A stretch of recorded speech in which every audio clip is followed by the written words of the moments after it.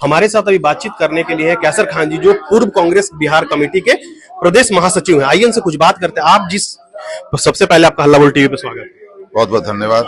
आज कैसर जी आप लोग जहाँ यहाँ पे पीसी किए हैं आप लोगों ने, और यहाँ पे बहुत बिंदुओं पे आरोप लगाया। आपने कृष्णा लवरू पे आरोप लगाया, उनके साथ 3 जो सचिव हैं उन पे आरोप लगाया कि ये प्रदेश कांग्रेस कमेटी को इन्होंने बिहार में बेच दिया, बीजेपी के हाथों बेच दिया। ये यहाँ पे कोई पार्टी का भला करने नहीं आए थे, पार्टी के लोग समन्वय बनाने के लिए नहीं आए थे, ये बीजेपी के हाथों बेचने आए थे। बड़ा गेम था ये, बड़ा गेम प्लान था ये।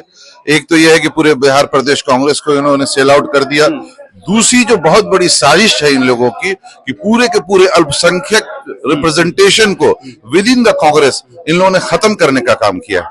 इन लोगों ने जहां जहां से सीटें दी हैं, आपको मैं बता दूं कि नरकटियागंज इन्होंने उठा करके उस आदमी को बेतिया से टिकट दे दिया, और उसका कभी रजिस्ट्रेशन ही नहीं था बेतिया से, वो नरकटियागंज से लड़ना चाहता था। आपने दूसरे ब्राह्मण को वहां से खड़ा कर रहे हैं, फ्लाइंग कैंडिडेट हो गया ये तो। हाँ, फिर आप देखिए कि जाले की सीट पर आपने टिकट अनाउंस कर दिया, सिंबल दे दिया, फिर आपने, इससे अनरेस्ट पैदा हो रहा है ना। इससे मुसलमानों के बीच, मुसलमान क्या सोच रहा है, एक बहुत उम्मीद के साथ मुसलमान समाज कांग्रेस की तरफ देख रहा था, राहुल गांधी की तरफ देख रहा था, लेकिन उनके साथ ये नाइंसाफी नहीं, ये तो चोरी हो रही है ना। आपको पूरी तरह से मुस्लिम रिप्रेजेंटेशन को खत्म करने की साजिश है।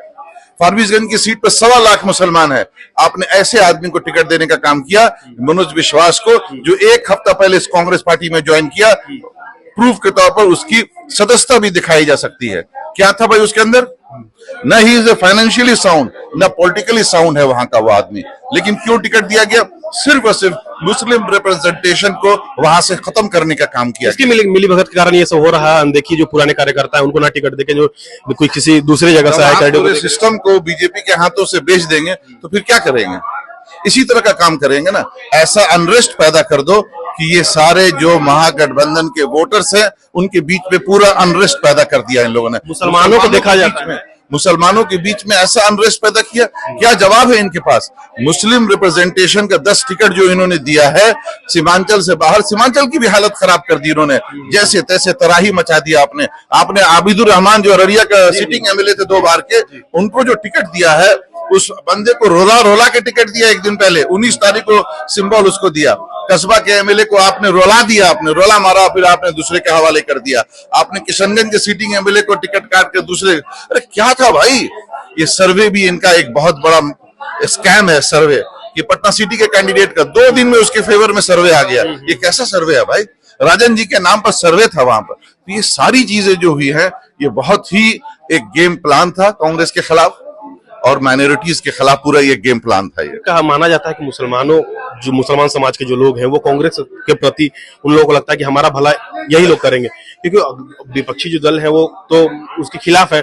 उनके तो कहते ही है ना कि कांग्रेस को बाहर की लोगों से नहीं खत्म किया, Congress with in the Congress party के जो इस तरह के विचारधारा के लोग हैं उनसे कांग्रेस परेशान है और उनसे कांग्रेस बर्बाद हो रही है। क्या मांगे आप आला कमान से, क्या मांग करते हैं? क्या कहे आदमी, वो जानता है आज के दिन में हम लोगों के लिए क्या है। देयर इज नथिंग लेफ्ट, कुछ बचा नहीं है ना यहाँ पर बिहार कांग्रेस में, खासकर मुसलमानों के लिए क्या बचा इनके पास? कुछ नहीं बचा है। बस अब इस स्टेज में यही राहुल जी से हम लोगों का नम्र निवेदन ये है कि कम से कम ये जो सिस्टम आपका यहाँ पर आया है, इसको इमीडिएट इफेक्ट में आप सस्पेंड करें, विड्रॉ करें, जो भी करें, और एक नया सिस्टम यहाँ पर शुरू करें।